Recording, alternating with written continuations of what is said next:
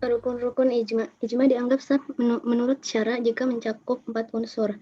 Yang pertama, adanya beberapa mujtahid pada saat terjadinya peristiwa tersebut, atau tidak boleh hanya seorang mujtahid saja.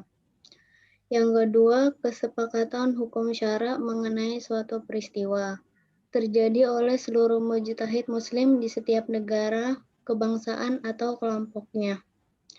Yang ketiga, kesepakatan mereka diawali dengan pengungkapan pendapat masing-masing mujtahid. Yang keempat, kesepakatan tersebut benar-benar dari seluruh mujtahid dunia Islam. Selanjutnya, kehujahan ijma. Bila rukun ijma telah terpenuhi, maka suatu hukum hasil kesepakatan tersebut menjadi undang-undang hukum yang syara yang wajib diikuti dan tidak boleh menyalahinya. Bagi mujtahid pada masa berikutnya tidak boleh menjadikan peristiwa tersebut sebagai objek ijtihad, karena hukum yang telah ditetapkan dengan ijma tersebut adalah hukum yang sudah pasti yang tidak dapat dirubah atau disalahkan.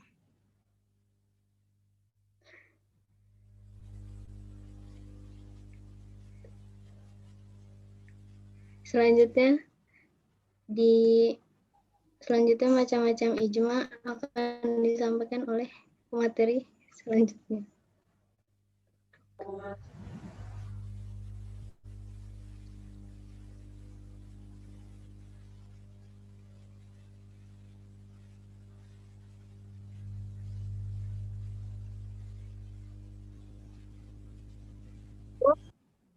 Sorry dan ijma sorry.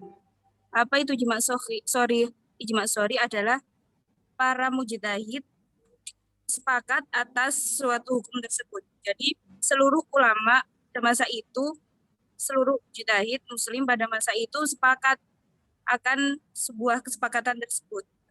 Kemudian yang ijma sukuti yaitu ijma yang masih bisa berubah, masih ada yang diragukan karena salah satu dari mujtahid tersebut ada yang hanya diam tidak berkomentar apa-apa. Kayak ada 10 ulama, 9 ulama tersebut sepakat tentang ijma tersebut. Tetapi ada satu tersebut tidak berkomentar. Dia hanya diam dan tidak mengisyaratkan apa-apa. Maka itu disebut ijma sukuti. Kemudian produk-produk ijma sukuti. Lanjut, Kak.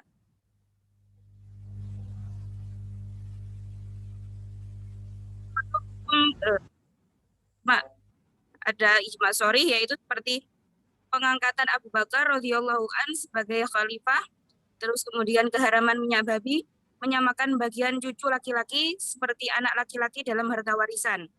Kemudian produk ijma sukuti kayak misalnya sholat tarawih berjamaah, kemudian khutbah sholat id dan seperti itu.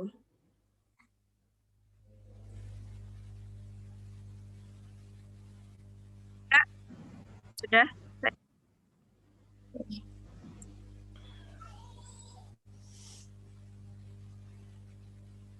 Sudah ya, pemakalah? Sudah, Pak. Teman-teman paham? Apa nyawanya belum terkumpul?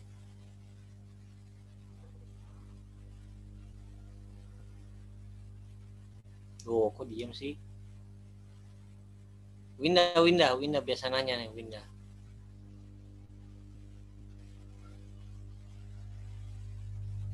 Ayo, Win.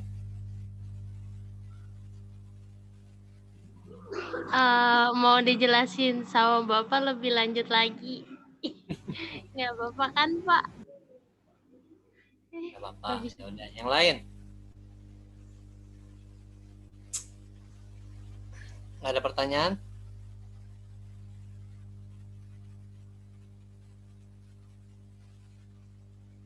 Kalau nggak ada pertanyaan berarti kita tutup ya. Bingung, Pak. Kok bingung? Kalau bingung pegangan, kalau nggak bisa pegangan ya menikah lah biar ada yang bisa digandeng.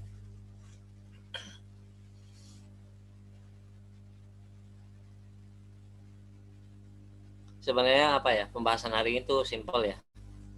Tolong ada yang pegangin waktu ya. Ini 1.20 ya sekarang ya. 1.30 bilang udah Pak, habis waktunya. Ya. Ijma itu nanti kita bahas ada 4 poin. Tolong dicatat ya, saya tulis simpel-simpel. 1, pengertian. Yang kedua, dasar hukum. Yang ketiga, rukun. Yang keempat, macam-macam. 1, pengertian. 2, dasar hukum. 3, rukun ijma. 4, yaitu macam-macam ijma. Udah, itu aja yang kita pelajari. 1, pengertian. Tadi kan pembakalan sudah ini ya, menyampaikan, tapi karena intonasinya atau cara penyampaiannya datar aja ya, kita juga jadi nggak begitu mau mendengar ya. Bukan kita ya, kalian. 1, nih pengertian dijadikan 4 kunci. Poin pertama, kesepakatan para ulama.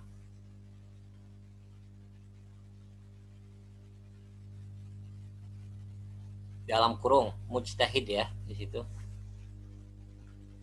Kesepakatan para ulama dalam kurung mujtahid. 2, terhadap suatu masalah. Maksudnya apa masalah? Contoh, zaman Nabi ada pacaran nggak? Nggak ada, maka sekarang ini ada pacaran kan? Nah itu masalah. Kecelakaan di luar nikah ada nggak? Ada. Ada nggak? Ada, Pak. Ya, di luar nikah, di dalam nikah juga ada kecelakaan mobil, kecelakaan motor. Hamil di luar nikah maksudnya. Ada. Di zaman Nabi ada nggak? Masalah kan? Masalah.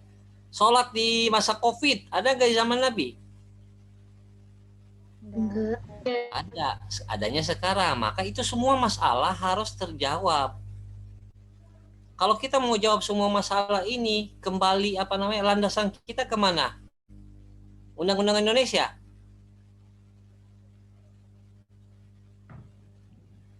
Kemana?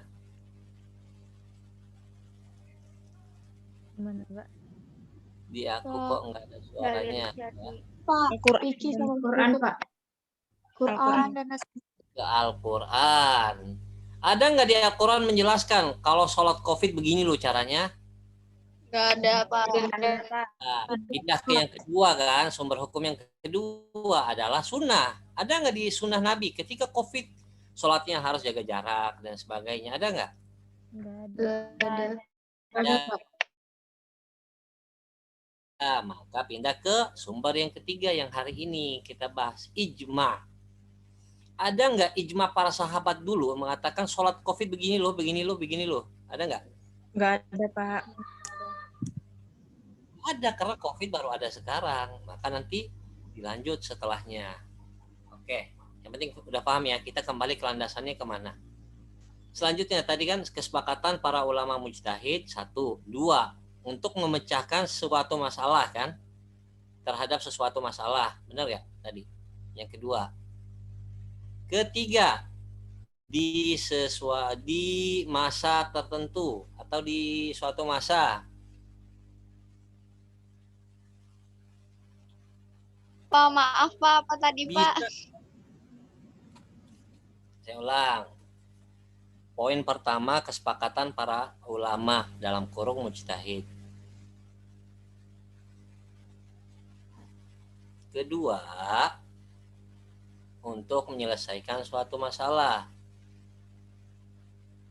Topi saya keren ya topinya.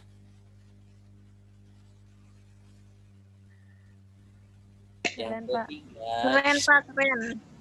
di suatu masa. Tadi saya pakai kacamata diketawain, makanya saya ganti.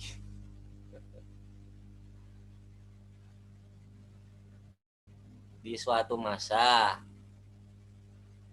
setelah wafatnya Nabi. Yang keempat, poin keempat, setelah wafatnya Nabi.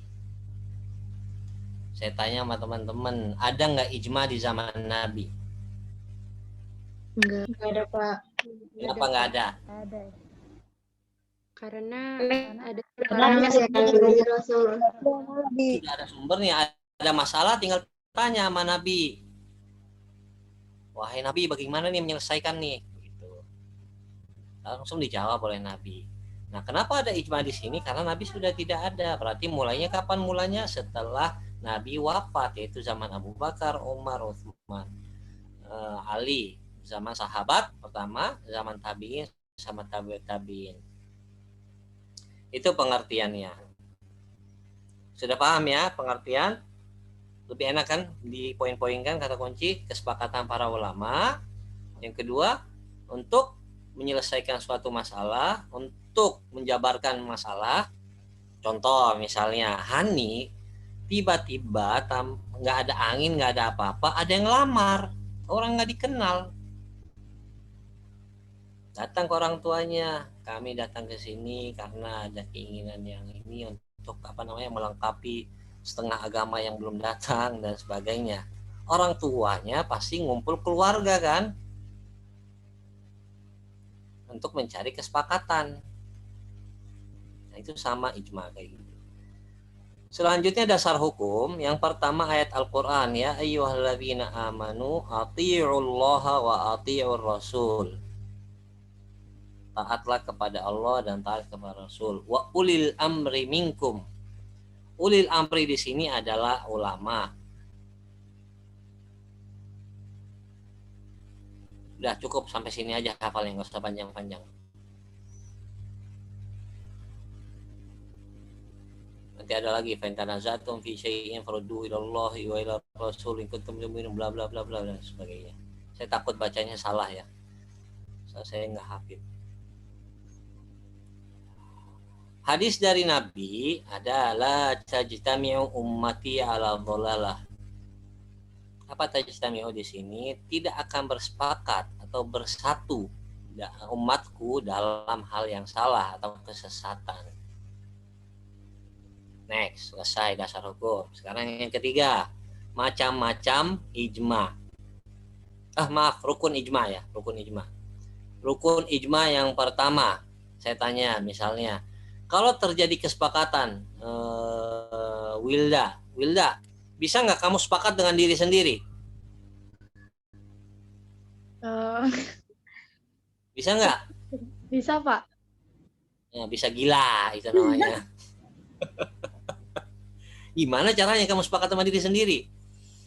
Enggak, Wilda, itu tergantung. ngomong sama diri sendiri, Wilda, saya sepakat hari ini saya makan seblak. Itu bukan kesepakatan, keinginan namanya. Nah, kesepakatan berarti harus ada lebih dari satu orang. Maka rukun pertama harus ada mujtahid lebih dari satu orang.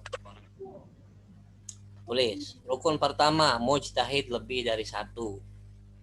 Ulama mujtahidnya lebih dari satu. Kedua, contoh seandainya ini, anggap ada ulama mujtahid di dunia ini hanya 10. 10-nya sepakat. Itu rukun kedua. Seluruh ulama mujtahid sepakat.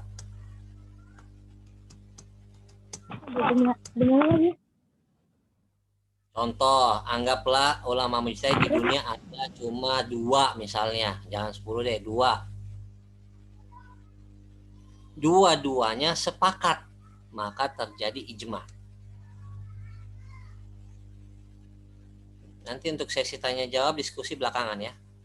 Soalnya masih banyak yang harus dibahas. Ketiga, rukun ketiga. Kesepakatan ulama itu harus diungkapkan, diucapkan. Contoh misalnya, Hamidah dilamar, diam senyum-senyum, itu tanda setuju kan?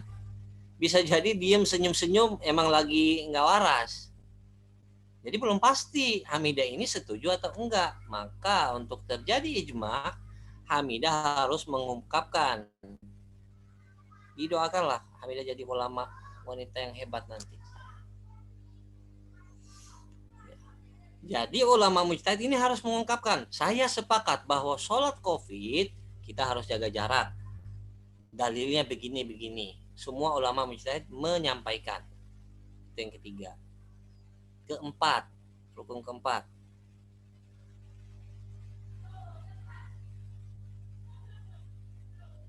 Kesepakatan ini benar-benar dilakukan di seluruh bangsa Islam, seluruh umat Islam. Saya tanya deh kasusnya. COVID masalah bukan? Aktifin dong mic-nya. Masalah, Pak. Salah. Terjadi ijma enggak antara ulama di dunia Islam atau umat Islam? Tidak, Pak. Tidak terjadi, Pak. Tidak terjadi. Kita anggaplah nggak usah ke luar Indonesia. Di Indonesia aja. Di kota ada yang melaksanakan sholat jaga jarak. Di kampung, masih aja percaya sama COVID. Bener nggak? Iya, Pak. Kamu yang nggak percaya sama Allah, kamu nggak ini.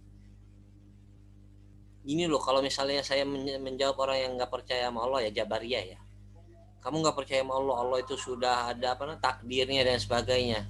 Saya tanya, kamu tiduran di tengah tol, bilang aja saya percaya sama Allah. Dilindas nggak kamu? Lindes, Pak. Dilindas kan? Ya, makanya kita di situ benar-benar melakukan sebab atas takdirnya. Yang mohon maaf ya, nggak percaya COVID,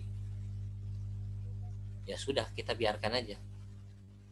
Berarti rukun kita ulang 4 ya. Kalau ini kan banyak ya bacaannya. 1 tadi ada mujtahid lebih dari 1. Oke? Kedua, sepakat seluruh siapa? Ulama mujtahid. Ulama mujtahid. Ketiga, Kesepakatan harus dia dengan harus Diungkapkan. harus ditembak atau disampaikan atau diungkapkan. Yang keempat, terjadinya kesepakatan ini di seluruh bangsa umat Islam, ya. Contoh, ijma itu sholat di 5 waktu di seluruh umat Islam, ada yang berbeda nggak?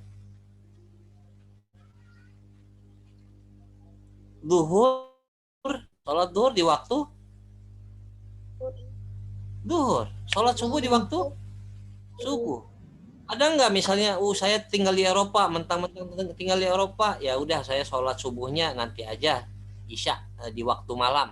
Ada nggak? Contoh ijma yang disepakati.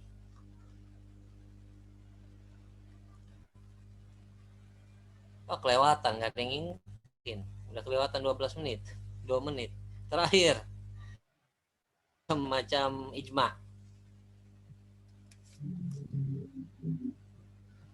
Ada yang sudah jenuh? Ngomong dong kalau ada jenuh. Belum, Pak. Belum. Enggak. Enggak. Saya kasih iklan dulu berarti. Di kelas ini ada artis TikTok nggak?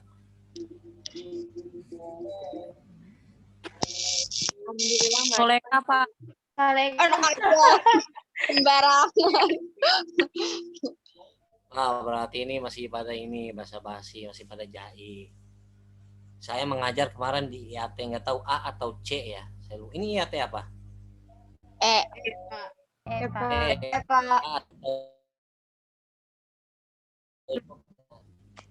Dakwah sambil main gitar. Siapa namanya? Raisa ya kalau nggak salah. Atau ya nggak masalah. Dakwah itu nggak mesti harus di majlis taklim, mesti yang menarik. Macam-macam ijma itu ada 2, udah 2. Satu namanya sharih, satu namanya sukuti. Sharih itu apa? Sharih itu ketika pacarmu mengungkapkan rasanya langsung diucapkan. Saya suka kamu. Bersediakah aku melamarmu? Dan sebagainya. Kalau sukuti, perempuannya udah paham ini cowok suka, tapi laki-lakinya nggak berani, diem aja, senyum cengar-cengir aja ya, sampai diambil sama orang lain. Ijma sukuti itu adalah ada ulama yang diam terhadap suatu masalah. Nanti dengan contoh kita tahu. Ijma sharih contoh yang pertama adalah ketika Abu Bakar menjadi pemimpin. Sepakat kaum muhajirin dengan ansor menunjuk bahwa Abu Bakar adalah penerus dari Nabi. Itu contoh. Nggak ada satupun yang diam. Misalnya anggaplah Hamidah ini sahabat. Hamidah, sepakat nggak Abu Bakar penerus atau pemimpin? Sepakat. Hani, sepakat. Semua ulama yang di situ sepakat, maka terjadi ijma sharih. Contoh kedua, ketika Abu Bakar memerangi orang yang tidak bayar zakat. Udah pernah belajar kan? Abu Bakar itu nggak serta-merta langsung perang, enggak. Karena Nabi tidak pernah memerangi orang yang nggak bayar zakat. Dikumpulkan ulama di situ, sahabatnya ditanya, perang nggak, diskusi di situ. Oh, jika dia tidak mau bayar zakat, maka bisa jadi besoknya lagi nanti tidak mau sholat. Karena Nabi sudah wafat. Di situ sepakat kita perang. Berangkat perang. Keharaman minyak babi juga itu sepakat semuanya diucapkan. Menyamakan bagian cucu laki-laki disamakan dengan anaknya. Nah, ijma sukuti diandai-andai aja ya. Sholat taraweh itu wajib nggak di masjid? Enggak, Pak. Kalau terjadi ijma sharih saat itu bisa jadi wajib di masjid. Dikarenakan Umar Ibnul Khattab, ingat ya, Nabi sholat taraweh di masjid hanya 4 hari. Hari pertama, kedua, ketiga, keempat, kelima tidak di rumahnya. Kenapa? Nabi mungkin ada firasat bahwa umatnya tidak akan kuat. Maka dibiarkan. Yang mau di masjid silahkan, yang mau di rumah silahkan. Nabi wafat. Setelah Nabi wafat, datanglah zaman Umar Ibnul Khattab. Umar Ibnul Khattab melihat sahabatnya mulai kendor dalam sholat taraweh. Ada yang jualan, ada yang di rumah tidur dan sebagainya. Maka dikumpulkan ulama sahabatnya, ditanya, saya punya usulan, bagaimana jika sholat taraweh itu wajib di masjid? Biar ini saudara-saudara beriman ini bisa sholat lagi di masjid. Anggaplah ada 10 ya. Yang setuju 8 mengungkapkan, iya lebih baik, itu ada manfaatnya dan sebagainya. 2 diam. Nah, karena ada 2 orang diam, itu maka jadi ijma sukuti. Karena diam ini belum tentu dia setuju kan? Tapi kan bisa jadi karena nggak enak membantah ucapan atau usulan pemimpinnya Umar bin Khattab. Benar nggak? Benar nggak?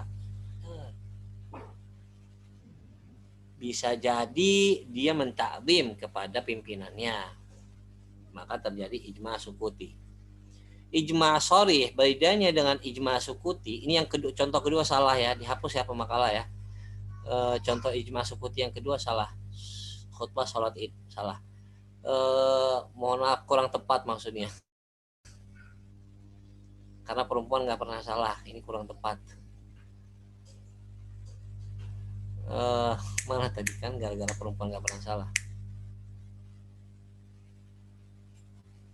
Sampai mana tadi?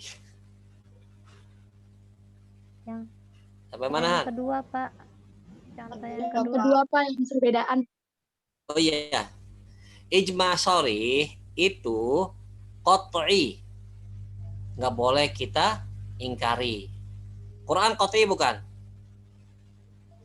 Qat'i ya, pasti. Iya, Pak. Kalau ijma sukuti itu bersifat dhonni. Kenapa dhonni? Karena ada yang diam. Ada yang tidak mengungkapkan. Sudah selesai materinya. Satu lagi terakhir. Kalau contoh yang ditulis tadi oleh pemakalah, khutbah sholat id. Nih, ada di suatu masa di zaman dinasti Umayyah. Ada yang udah belajar dinasti Umayyah? Udah, Pak. Setelah Khulafaur Rasyidin. ada seorang ulama melihat kondisi fakta di lapangan bahwa umat Islam saat itu mulai kendor lagi. Contoh, ketika dia sholat id itu khutbahnya di awal apa di akhir? Di akhir. Di Di akhir kan? Nah, biasanya ketika itu sholat id selesai, lalu ketika khutbah ada yang ngerumpi di belakang, ada yang ngobrol, ada yang langsung pulang dan sebagainya. Maka mengusulkan ini ulamanya, wahai khalifah, wahai pimpinan, bagaimana jika khutbah itu kita majukan seperti khutbah Jumat? Kalau jadinya khutbah Jumat, maka kan nggak ada yang bubar kan? Nggak akan ada yang gosip juga kan, diem semua. Baru kita sholat. Nah, di situ protes para ulama yang lain. Kita tidak pernah mengenal itu di zaman Nabi. Di zaman Khulafa ar-Rasyidin, Abu Bakar, Umar, Utsman, Ali. Tidak pernah melakukan itu. Maka kita tidak sepakat. Nah, berarti tidak terjadi ijma sharih, tidak terjadi ijma sukuti. Maka khutbahnya masih seperti sekarang. Kaum wanita biasanya kalau habis sholat id, khotib lagi ceramah, lagi ngapain di belakang? Ngobrol, Pak. Gosip. Jadi sering ngobrol ini ya, goyangin gelang-gelangnya ya, gelang baru, baju baru, mukena baru. Kalau yang baru nikah, imamku yang baru, lebaran pertama bersamanya. Sudah selesai materinya. Mudah-mudahan ya ringan banget ya. Sebenarnya nggak ringan ya, tapi saya meringankan seringan mungkin. Silakan jika ada pertanyaan disampaikan. Gini nih Pak, kalau untuk sekarang bisa nggak terjadi ijma? Nggak bisa. Kenapa tidak bisa sekarang terjadi ijma? Dikarenakan ulama kita sekarang ya, ulama, saya tidak menganggap ulama ya. Saya menganggap apa ya? Kalau di lagu itu butiran debu, debunya lah. Nggak ada sama sekali. Ini cuma baca menyampaikan. Ulama dulu di zaman sahabat itu menghafal 30 juz. Satu, menghafal ribuan hadis. Kuat hafalannya, menghafal balaghah, ulumul hadis, ulumul Quran, apalagi urud wal qawafi, bukan alfiyah, bahasa Arabnya, nahwu, shorof, ilmu jarh wa ta'dil dan seterusnya. Itu di satu orang, di sahabat itu menguasai semuanya. Untuk saat ini sekelas ibu rektor itu hanya di bidang fikih. Kalau ditanya mengenai hadis belum tentu bisa. Kalau hafal beliau hafal, tapi mengenai dalamnya nggak bisa. Said Agil Munawar misalnya, beliau ahli dalam hadis, tapi tidak ahli di bidang lain. Syarat untuk menjadi ulama mujtahid itu harus menguasai semua disiplin ilmu agama. Saat ini nggak ada ulamanya, berarti nyaris mustahil. Lantas ada pertanyaan lagi, Pak, terus kesepakatan MUI bukan. MUI itu hanya mengeluarkan fatwa sebagai amar ma'ruf nahi mungkar. Tidak mengikat ya. Kamu mau melakukan silakan, kamu mau mengalami silakan. Bisa dipahami? Ijma kita wajib ikuti. Ijma terakhir itu ada di zaman sahabat, setelah itu ada. Kenapa? Luasnya Islam. Kultur Islam berbeda-beda. Dan seterusnya. Pak, kata MUI kita harus begini, haram hukumnya rokok. Dijawablah sama ulama.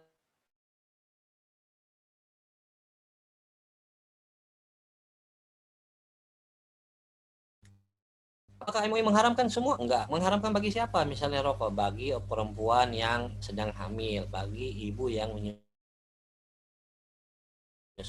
bagi anggota MUI dan seterusnya. Bagi yang memiliki penyakit yang akut. Makanya jelas ketika kita membaca suatu fatwa dibaca secara rinci. Udah dong, udah. Takut pada jenuh saya. Ini pertemuan pertama kali ya, saya lagi santai. Kayaknya iya, Pak. Biasanya dalam perjalanan di atas setir, di jok.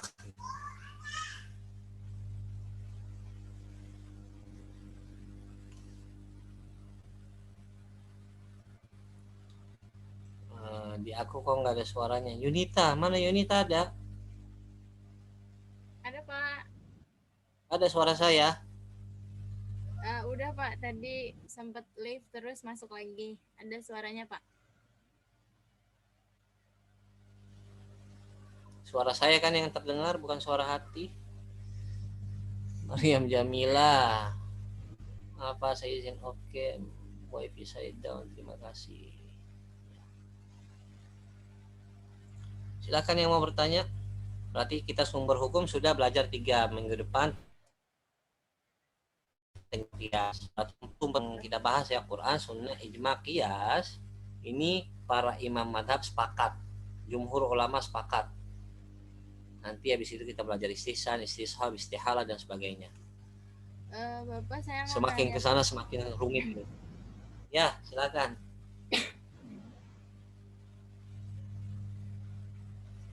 Ini Pak, kan tadi kan Bapak bilang bahwasanya ijma sekarang itu kan nggak ada ya Pak.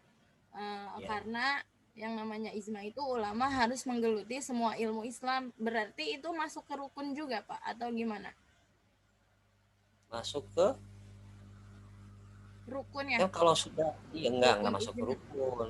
Itu nanti masuknya ke ini apa namanya? Kriteria menjadi ulama mujtahid namanya. Oh, Menghafal Al-Qur'an.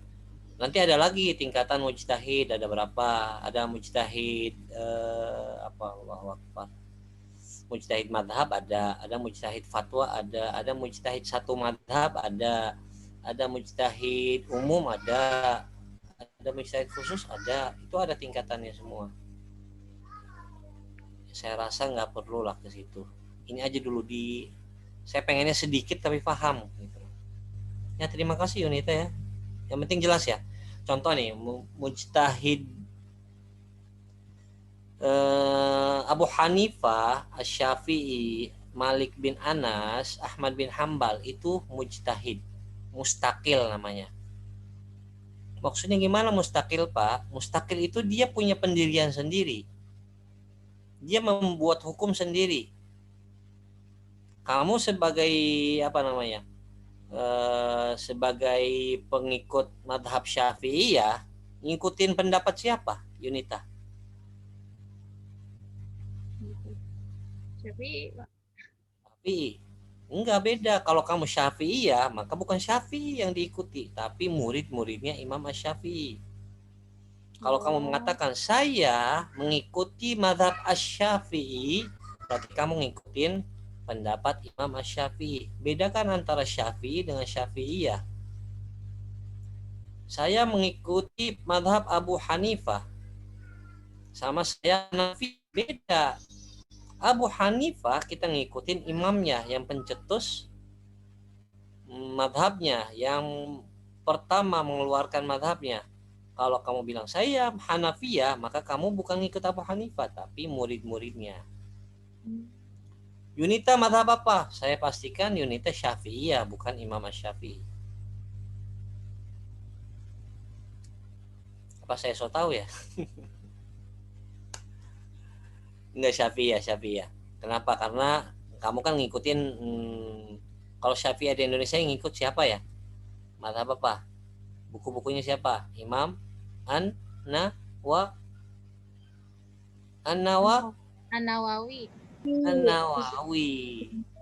Nah, An-Nawawi ini masuknya mujtahid madhab. Dia menguasai madhab Imam Asy-Syafi'i. Lalu dia bikin pendapat sendiri yang berbeda dengan Imam Syafi'i.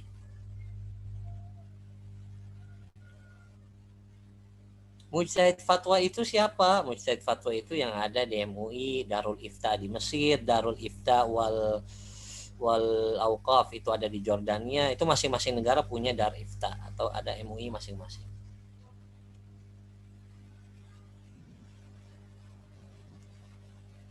Bapak, saya mau izin bertanya. Iya, silakan. Wah, biasanya kan kalau ulama mengutarakan pendapat itu kan pasti ada ikhtilaf ya, Pak, atau perbedaan pendapat. Berarti itu adanya sebelum ijma ya, Pak. Jadi sebelum ada kesepakatan yang valid, yang sah, pasti itu ada ya, Pak, perbedaan pendapat gitu. Kalau ada perbedaan, contohnya yang tadi ya, yang khutbah yang mau dimajukan, seperti ke khutbah soal khutbah sholat Id itu mau dijadikan kayak khutbah Jumat. Di situ sepakat nggak ulamanya? Tidak sepakat kan? Terjadi ikhtilaf pendapat. Ya maka tidak terjadi ijma. Tapi kalau misalnya adanya perbedaan pendapat, nggak ada perbedaan pendapat. Kalau jadi ijma itu nggak ada perbedaan pendapat, tapi hanya menguatkan, saling mengeluarkan dalilnya. Nah ini dalil yang saya pernah dengar dari Nabi. Yang sahabat yang satu lagi mengingatkan, oh iya waktu itu Nabi menyampaikan seperti ini loh.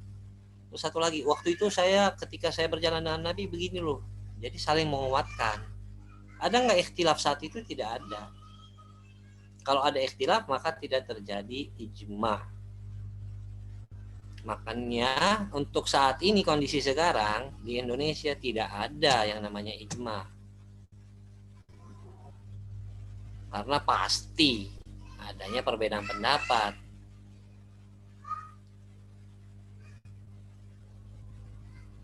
Ini direkam. Dimatikan dong rekamannya.